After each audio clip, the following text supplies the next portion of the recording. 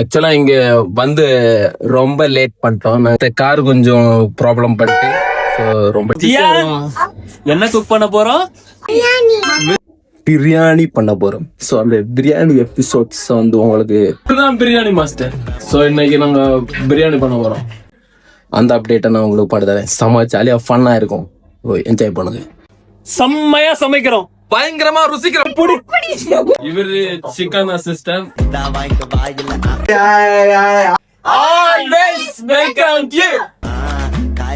ஒரு பிரியாணி மாஸ்டர். அண்ணனுடைய பிரியாணிக்கு என் நாக்கு அடிமை. இவங்க தான் சாப்பர்ஸ். தக்காளி எங்க சொல்லுங்க. தக்காளி வெட்டும் போது நீங்க எவ்வளவு ஹாப்பியா உணர்றீங்க? அடுத்ததாக இன்னைக்கு தக்காளி புதினா ரெடியா போடுவோம் பிரியாணிக்கு. முட்டை இல்லாம பிரியாணி இருக்குமா?